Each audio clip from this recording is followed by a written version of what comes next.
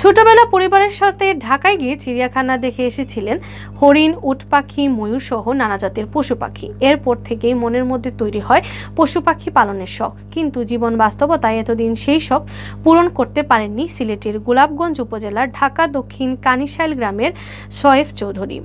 সময়ের সাথে অনেক কিছুরই পরিবর্তন হলেও বদলায়নি পশু পাখি প্রেম। অবসর জীবনে এসে ছোটবেলার সেই শখ পূরণে বিশাল বাড়িতে তৈরি করেছেন পশু পাখির অভয়াশ্রম।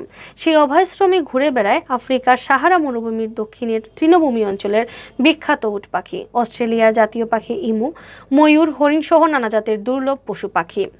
৩ বছর আগে গড়ে তোলা এই অভয়াশ্রমে এসব প্রাণী দেখতে এখন সিলেট সহ বিভিন্ন জেলার পর্যটকরাও ভিড় করেন শোয়েব চৌধুরীর বাড়িতে।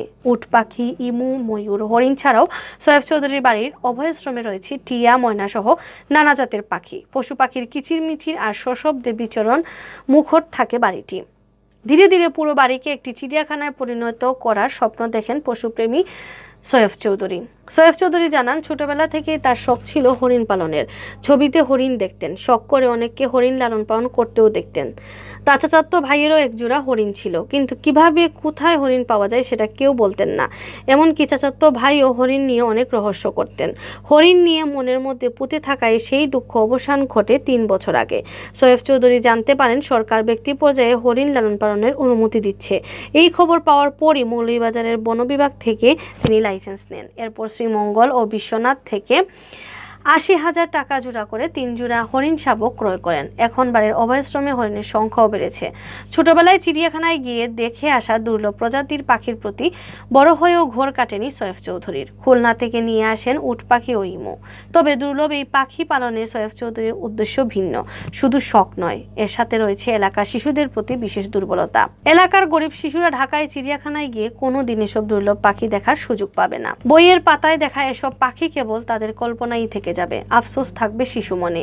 এই মানসিকতা থেকেই তিনি বাড়িতে নিয়ে আসেন উট পাখি, ইমু ও ময়ূরের মতো দামি পাখি। ৩ বছর থেকে এসব পাখিরাও আশ্রয় হয়েছে শোয়েব চৌধুরীর বাড়িতে।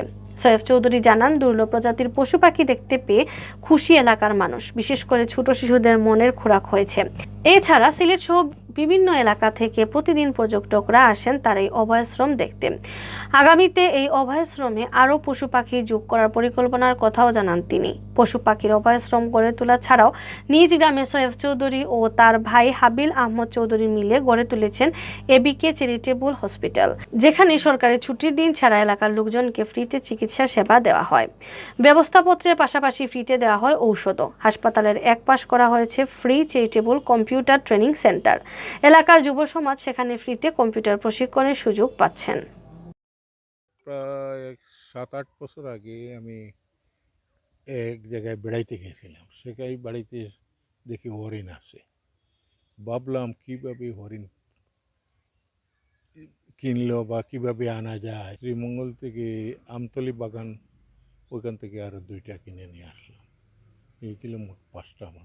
এখন আমি তো খুবই খুশি, যাক আমার লাইফের এগুলোর প্রতি খুব ছিল একটা, আমার ওই আশাটা পূর্ণ হয়েছে। আমাদের গ্রামের লোকজন ম্যাক্সিমাম তারা বাইরে গিয়ে যে এগুলা বাচ্চাদেরকে দেখাবে সেই অবস্থা তাদের নাই।